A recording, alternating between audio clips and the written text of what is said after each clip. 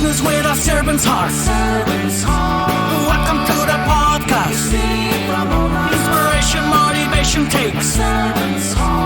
Listen to the podcast. We're all about to talk about life. Our guests will share their life story. We want you to success in life and business. We're ready and we will start shortly. We're gonna talk about life. We're going to speak on business. You're gonna shine bright. We are going to witness. Business with a servant's heart. With hosts Steve, Ramona, and Ray. Inspiration, education talks. Listen to the podcast.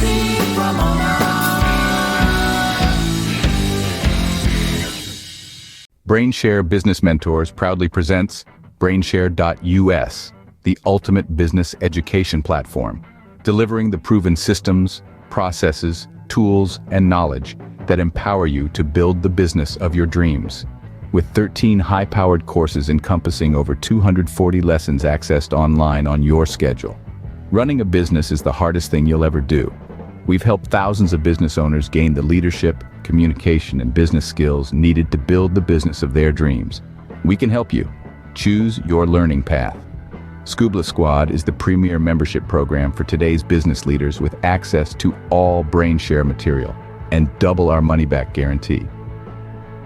BrainShare Basics, the ultimate business framework course, a hard-hitting 13-week program to lay the necessary foundation to build the business of your dreams. Or take individual courses as you need them. Every course has dozens of lessons, with video, practical exercises, precise documentation, and the opportunity for direct feedback from a BrainShare mentor. All programs have our exclusive 30-day money-back guarantee. No questions asked, don't wait. Choose your path and start today.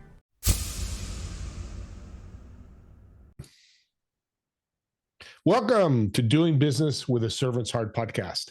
Doing business in life with a purpose. Serving others and achieving success. That purpose made me pause for a minute.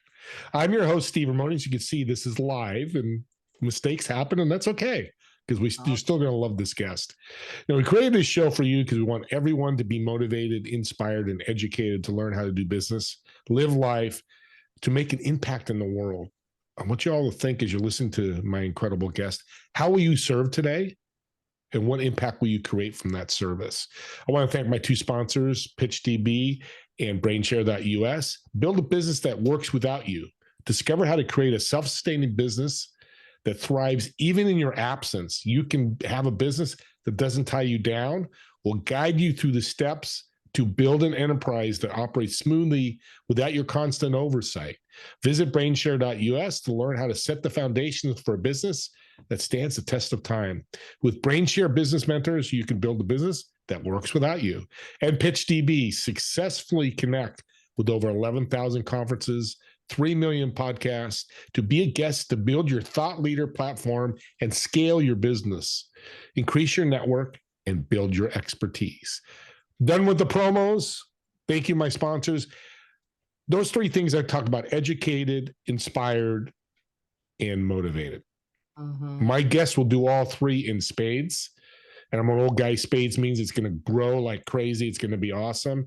I'm excited to welcome April to the show. Thank you so much for having me, Steve. It's an honor to be here. And my honor is thanking you for your service, being in the military. And that led to all this where you are today. Let's talk about that little history you have. It's not little, but your history. Everything is definitely connected and I want to honor any veterans that are watching this and family members of veterans as well. It's interesting. Everything is connected. And when you're sitting in your journey, you don't see connections. You just see the present moment. And my journey in the military actually began when I was in the 5th grade. And you know how like in elementary and their teacher asked the question, what do you want to be when you grow up? In the 5th grade in Miss Reese's class, I drew my picture that I was going to the Army, which was fascinating because I did not come or do not come from a military family. And I remember when my mom and aunts, they were all over and they were looking through like Bibles and papers trying to see if it was anyone in our family that had served, and no one, no great anybody. So it was a very divine connection. And those 6 years that I served on active duty is what absolutely catapulted me into where I am right now, being a professional speaker and executive coach. And my day-to-day life is just calming the mental chaos that people are operating in. And those people are leaders, those people are working professionals who want to show up and do good work. And so from the military, experiencing a tragedy, realizing the power of mindfulness and presence and healing, and how we go through the fire to in turn go in and reach others out of it, is how I ended up in this seat. No, that's a blessing. And it was interesting how your fifth grade was probably 10 years ago. You're so young. But you Thank remember you. that. Well, you look great. And it's amazing how long ago that was, but it still sticks in your mind. As I'm thinking about something happened to me when I was in fifth grade or fourth grade. But those moments make a difference, right? Like it did for you. Yeah. I use the term divinely orchestrated Yeah. because, like I said, not coming from a military family, a lot of people in the military are like, oh, my uncle and I was inspired, or whoever, or my aunt, and I didn't have that story. It was just like this knowing, and I didn't let it go. I was an athlete, so I could have easily went the road of being a college athlete. I was smart, I definitely talked a lot in class, but thank God I get paid for it now. So I could have gone and academically on to college, but I knew that I was going to the Army. It was never a question. So much so that I called the Army in the 10th grade and was like, I want to sign up. And the recruiters were like, well, no, that's not how it works. Where's your mom and dad? So they gave permission, and I was in the military in the 10th grade in the delayed entry program. So I just had to wait 2 years to graduate from high school, turn 17, and then I shipped off. And that's when like my journey into life and leadership began. Wow, it's a powerful story. It's exciting how you kept it going, even in the 10th grade, 5 years later. You're still, hey, let me jump in. But unfortunately, a tragedy happened with your experience in the military that led you to today. Let's talk about that and how you're healing from that journey after losing your husband. Yeah, like so many people go into the military and find their first love because we go in young. And I met an amazing man who from Grenada but grew up in Brooklyn, New York. So shout out to BK. Yeah. And he was an amazing human, and we met. We fell in love. It's the movie story of it was like, oh, we met, and then the rest was history, and we were just like connected. And his life calling was to absolutely serve this country. And we met. He wasn't an infantryman at the time because of when he went in, they didn't have a slot for him. So interestingly enough, he was a laundry and bath specialist. And I want to paint a scene for that because, like, my husband was at best 2% body fat. He was in the gym twice a day. He was from New York, so he ate a lot of Chinese food, a lot of wings, and like just was the biggest beastly looking teddy bear that I had ever met. And all he wanted to do was fight for this country. And in his walk, he fought, and it landed him. He went to Afghanistan, came back home safely, and then he ended up going to Iraq. And that's where he laid down his life for the United States of America. And that tragedy, he fulfilled his mission. And in the fulfillment of his mission is where it opened up the door for me to begin my mission, because that's when I was introduced to not just great sadness, but depression and anxiety and grieving. And I had never experienced any of that before. So that was February 2000. It's February 27th, 2006 is when he was killed in action in Iraq. And it has been an ongoing journey of healing for me. In this journey, I picked up some wisdom and some things that worked along the way, which now infuses my message and mission of wellness. And, I'm really fortunate because I don't talk to military people. I've done a couple of things with, government related, but God has placed me into corporations, into the marketplace, into the space where, people wake up every day and go to work, but they're going to work with, real life issues going on in their lives. They're grieving loved ones. They're struggling with addiction. They're struggling with depression. They're struggling with anxiety. And then one of the greatest struggles is not liking the job that they're having to go to take care of their household. And so it was definitely a tragedy that turned into a triumph, because now when I see pain in someone else, I can empathize with them because I can get in their shoes and also be a resource to help them ease some of what they're dealing with. People going through dark days like that, what's some advice you can give them? I know you do it. That's part of you, what you do, business or not business. But what advice can you give the audience? Well, first, just realize when you are in a dark day. And a dark day doesn't have to be something as extreme as losing your husband in Iraq. It's definitely a bit much. Sometimes I'm like, okay, God, like, we couldn't have found any other way to make me learn this lesson, as crazy as that sounds. But first, acknowledging that you are in a dark day, even if you're just waking up one morning and you just, you're just not feeling it, but you don't know why. And you can't put language on it, just to even acknowledge and say, I'm having one of those days. Steve, I did this thing years ago when depression would get on my back, it would really take me out. And what I did in an attempt to empower myself was I named it. So I named it that I was having a sunflower day. And what sunflower is my absolute favorite flower. Yellow is my favorite color. And what I told myself was on my sunflower days, I need sun, literally go outside and get some sun. And I need sun, Christ Jesus. So I need the sun. So it's like I anchored in a word that made me feel good, but it also identified what I was dealing with. So I had control over it. It didn't have control over me. So when I would say, or if I needed to cancel something, or if I shared with one of my friends, like, oh, I'm having a sunflower day, just being able to say it and acknowledge it was liberating. So my first piece of advice is to just call it for what it is, because you cannot heal what you do not reveal. And I believe we live in this world where everything is so fabricated and fake that people don't want to say, you know what, today's one of those days. I just can't do it. I can't adult. I'm struggling. I can't even parent today. So the first piece of advice is to just acknowledge that you are in some space that you don't desire to be in. Because it'll begin to open up neural pathways in your brain to say, well, where do you want to be? And then that's where you just get curious and start exploring. It's a great tip. As I listen, I'm going to call mine Dr. Mr. Dark is kind of what came to my head. And it doesn't matter positive. Yeah, but we all deal with it. We're fallible by God. Send us on contest in different shows. That's God made us that way.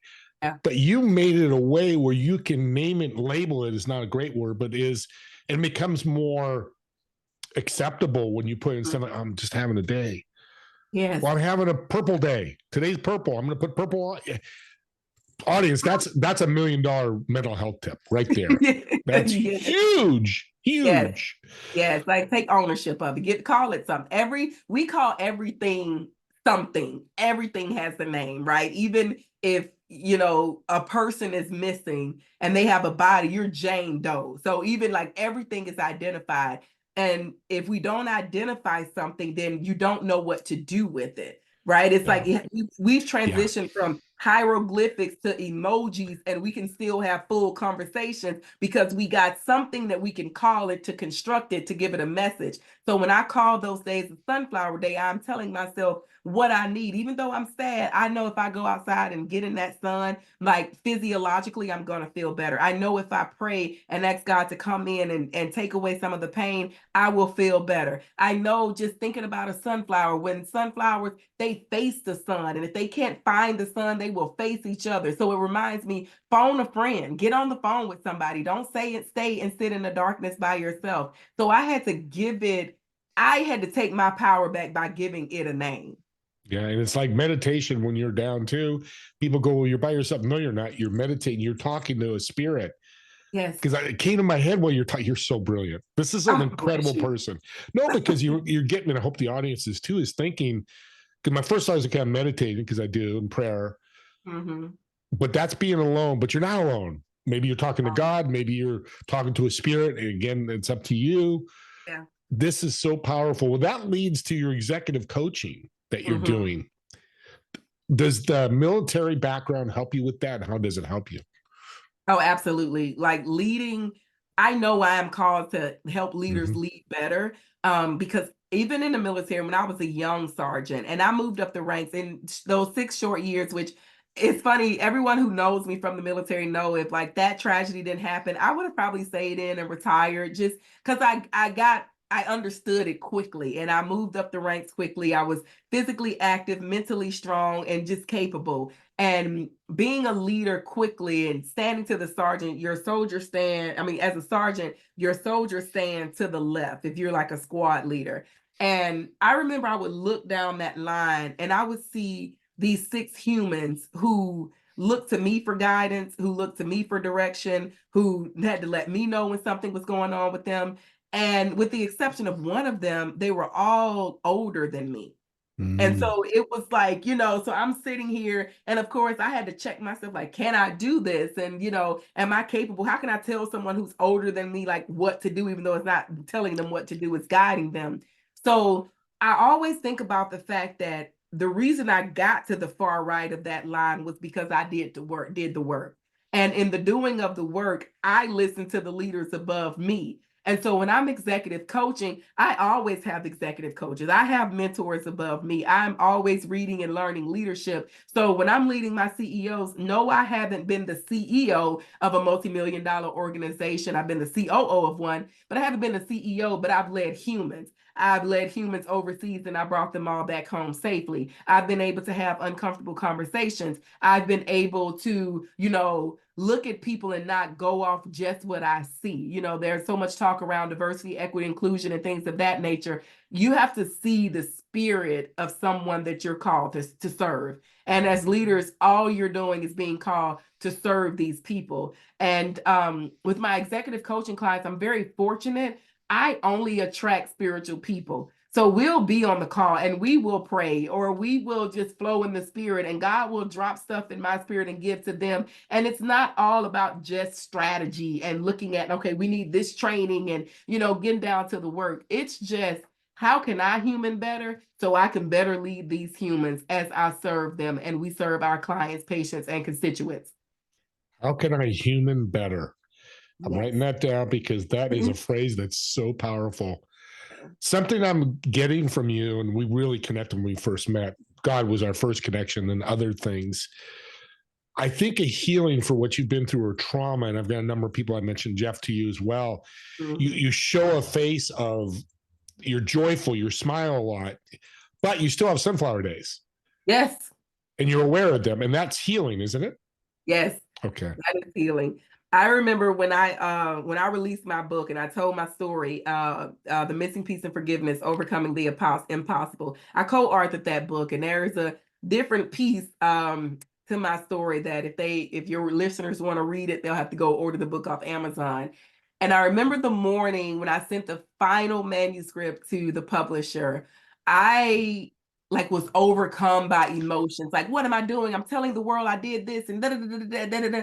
And then this peace just came over me. And at the time I was working with a life coach and I text her and I just said, when does it stop? And she said, it never stops. She was like, as long as you're here, you're going to be healing. And that is so true. I remember, what's the word? The fallacy of over there, where you feel like, oh, when I get there, then. There is no there. Yeah. There is no then. There is only right now. I literally, before we had this call, was on with my team member, and I was telling her, I feel like I'm losing my mind. Because in this season that God has me and God has shifted me in the work that I'm doing, God really wants me to lean into my faith-based messaging. I am getting booked like crazy for stages, but I'm also in a season of stillness to where I am listening to him, to where I am being called to meditate more. So when you're in a healing journey and depending on how deep that wound was, it will take years to heal it. And although that was 17 years ago, I still cry. I still get mad. I am pissed off still to this day that both of us had to go through this, but I am equally joyous that both of us had to go through this. So it doesn't end. You navigate and you manage it and you thrive in it and you just walk honestly. And that doesn't mean everyone is called to be a professional speaker and tell their story on stage. It can be just someone in the grocery store that you just offer a smile to, even though you're crying on the inside and they see your smile, and in seeing your smile, they can know, you know what, I'm okay. Yeah. So it's a journey that has to be embraced moment by moment. You're a blessing. You're sure a servant's heart. And it's interesting as you're talking, some people will throw their trauma on people. Ah, And right, okay, you know what I'm talking about. Because I've heard this from a few people. I don't hear it much with me, but it's interesting. What's your thoughts on that? You know, like, oh my God, I lost my whole family in a car accident. You know, and telling people that. I think that's more a private thing, isn't it? And if door opens, you bring them in. yeah, I can only say for me, Yeah. I flow in the spirit. Like before Mm-hmm. I get ready to do anything like this, a podcast, a media interview, before I take the stage, before I coach my clients, I pray one scripture, and that's Luke 12:12. And Luke 12:12 says, in that very hour, the Holy Spirit will give you the word to say. I have been on the phone with people, and I will be talking, and I'll stop myself and say, I pray Luke 12:12 over this. So for me, if I'm speaking, I've done the inner work and the work in private to where I've surrendered my voice to God. So I let the words of my mouth and the meditation of my heart be acceptable in his sight. That's what I pray. So if people are doing that, like if you're just surrendering to being used as a vessel and to be a messenger for God, the Holy Spirit will lead you on what to say. And that's why sometimes, and I'm sure you can relate to this, sometimes you'll give a message and you don't even know what you said after you said it because it just flowed through you. So I think Amen. it's one of those things where you just got to check your intention. If I'm speaking, I want to be a voice of inspiration. I want to be hope. I want to be of service. I don't need my ego stroked. I've had her stroke long enough, and that gets you nowhere fast. So for people that like, oh, let me tell you all the things, I would just say check your intention. What's the motivation? What's the intention behind you sharing what you're sharing? And if it's not pure, if it's not to be a blessing to someone else or to empathize or to normalize a situation with someone, then I would say keep it to yourself, because that's like you dumping your garbage in someone else's trash can and now you're making them all dirty, and that's not good for anybody. Why am I not surprised you'd give an incredible answer? I mean, I've never heard that. I mean, and I have my own trauma, but, and that's the other thing, trauma should not be graded. Yours is a Right. 10 because you lost your husband, and mine's a 2 because my car broke down. Trauma's trauma, it doesn't How matter. much trauma? Yeah. Exactly. God, amen. I Yeah. love you. Well, we're running Yeah. out of time, which is crazy, but you've talked about leadership. You've been a leader in the military, which is to me, the top leadership. You know, Oak McCullough and a number of other veterans have been on. Colonel David Sullivan and General Petraeus. So high level like you. Yeah. But I like to ask this question: what is the characteristics that you look for in a servant leader? One, openness.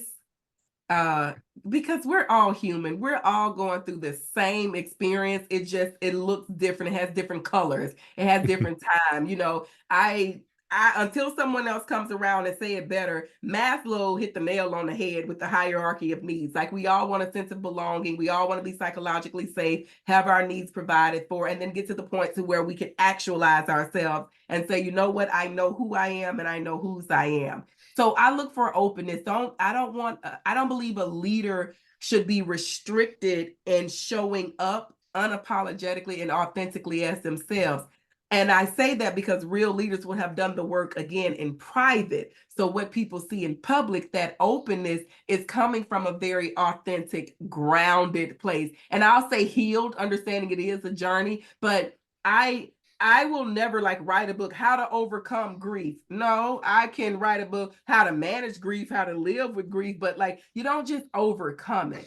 So I really look for openness, authenticity, and me personally, I look for a leader that's spiritual, because we're all answering to something, and I want to know, who are you answering to? Because if I'm going to submit under your authority, I need to be sure that you have submitted under an authority that I trust, and I can trust that you're leading me somewhere safe.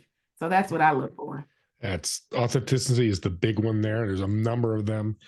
I want to thank you for being on. You are truly an exceptional person, Oh, and bless you've you. affected this audience. I know you have. I know I'm going to have people. You've affected me. My notepad is packed with stuff, especially Name Your Dark Day. That's just a game changer.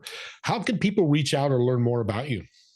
Oh, well, you can go to my website, aprillewis.com, Lewis. And if your spirit is led, you want to talk, I'd be happy to be of service to stand before your group and talk about wellness, mental health in the workplace. You can get on my calendar. It's easy. Meetaprilewis.com, and you will be connected to me like in no time. I love it. And I want to thank all of you for listening. And real quick, I always do this tip. A podcast has a reverse and a forward button, like the old cassettes. I'm old, so I remember the cassettes. But use that tool because she's given us so many $1 million ideas. Seriously, could make you $1 million. Maybe it's mental, it's social capital, maybe it's God capital, but whatever that is, go back to the 10-minute mark, 15-minute mark, and listen over. What did she say? Name your dark days, name your sunfire. Guess what? Now you'll be an expert, and we'll be thankful of that. You also don't forget about my TV show every Friday at 2 p.m. Pacific, 5 p.m. Eastern. Together We Serve on Roku, Apple TV, and all those different streaming channels. Podcast swag, get your hats, hoodies, long sleeve t-shirts. The link will be in the chat. And as I always say, I want to thank you for listening. I really appreciate it. I look forward to seeing you on the next episode of Doing Business with a Servant's Heart. Thank you, everybody.